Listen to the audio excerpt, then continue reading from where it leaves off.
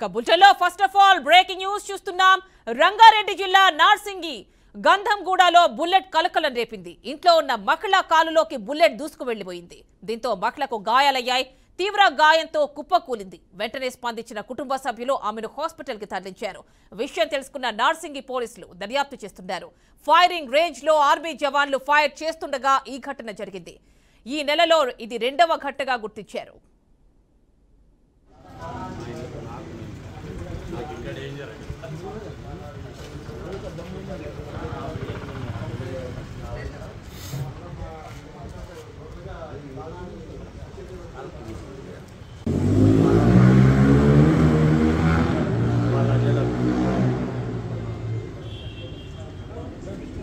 ఇట్లా తాడు పట్టుకొని చూస్తుంది ఏడో పెట్టాలని చెప్పి అప్పుడే ఇట్లా అమ్మమ్మ లోపలికి వెళ్ళింది. సడన్గా తాకింది. మమ్మీ అనుకుంది రాయే తాకిందేమో అని చెప్పేసి ఏమనుకోలేదంట.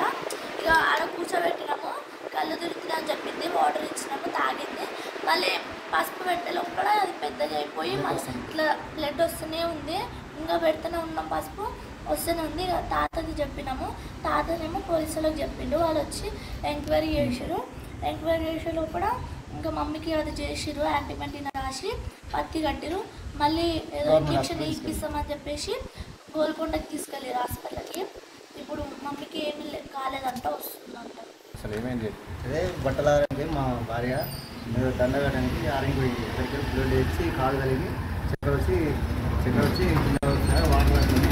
అంతలో పక్కన కాలు కూడా పెట్టేసి కాలు పెట్టేసి ఇంతలో మా మామ వచ్చి ఫోన్ చేసి పిఎస్కి ఫోన్ చేసి కంప్లైంట్స్ దగ్గర వాళ్ళు వచ్చి ఇంకోరు చేసినారు. అందరూ సార్ వచ్చి ఇంకోరు చేసి హాస్పిటల్ గవర్నమెంట్ హాస్పిటల్కి తీసుకుపోయి చెకప్ చేస్తున్నారు. ఉదయం 11:30కు ఆమె బట్టలు ఉతికి ఆరేస్తుంది. ఆరేసేటప్పుడు ఆ పడలన మనకు పాటాకి వెళ్ళి సౌండ్ వచ్చి ఆమె కాలుకు బుల్లెట్, మన ఆర్మీ అని తెలుసు. సరే ఆర్మీదా కాదా మాకు అంత రీజన్ తిరగదు. సార్ వాళ్ళు వచ్చి అంతలోగానే ఆమెకు బుల్లెట్ డైరెక్ట్ కాలుకు ఫ్రాక్చర్ అయింది. ఇక హాస్పిటల్ తీసుకెళ్ళారు. అంతలోగానే పోలీసులకు ఫోన్ చేసినాం. నార్సింగ్ సిఐ వచ్చిండు. సార్ ఎస్ఐ వచ్చి ఎంక్వైరీ చేసి ఇంకా తీసుకుపోయారు. హాస్పిటల్కి వెళ్ళి బుల్లెట్ బయట పడ్డదా? బయటనే సార్, బయటనే పడ్డది. ఈ కంపౌండ్లో పడ్డది. కంపౌండ్లో పట్టి తీసుకొచ్చి సార్